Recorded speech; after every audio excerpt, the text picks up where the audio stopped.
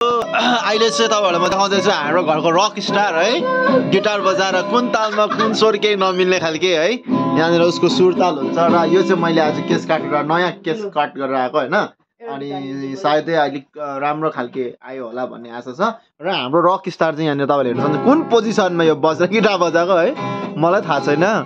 अनि आज चाहिँ फेरि के भन्छ पानी पनि परिरहेको छ है अनि आज चाहिँ 22nd अफ मार्च होइन 2025 मा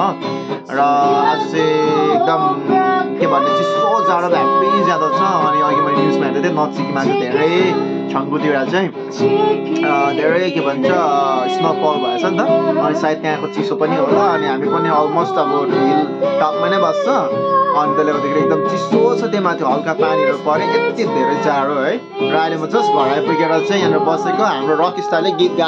गएकै छ है यहाँनिर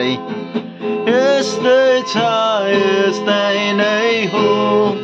अनि गिटारको स्केल कहाँ स्वरको स्केल कहाँ चुर्न ताल त्यो पनि मान्छेको बस्तीभित्र भन जी बजाउन जी माथि यी नै बजाउ यी मान्छेको आलोले ढाकेको छ हेरिदिने कोही छैन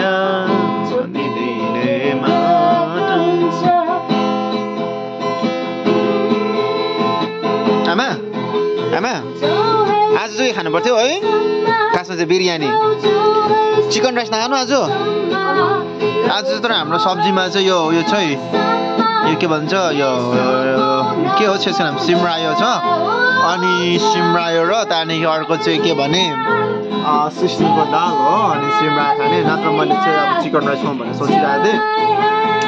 अन्त हिजो नै हामीले सुँगुरमा चाहिँ खाएको हो अब आज चिकन राइस खाउँ भनेर सोचेको थिएँ तर अब खै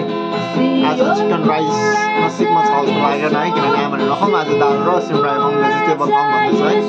सो आज भेजिटेबलै बनाइन्छ गाइस र हाम्रो घरमा चाहिँ रक स्टारको छ म चाहिँ अब अघिदेखि तपाईँहरूलाई होइन कतिको छ देखाउँदैछु देखाइ छ यहाँनिर अनि अर्को हाम्रो चाहिँ बिरालो चाहिँ यहाँनिर सुतिरहेको छ मेरो छेउमा जाडो भएर क्या यो चाहिँ कहाँ जानु अरे आमा के लगेर किन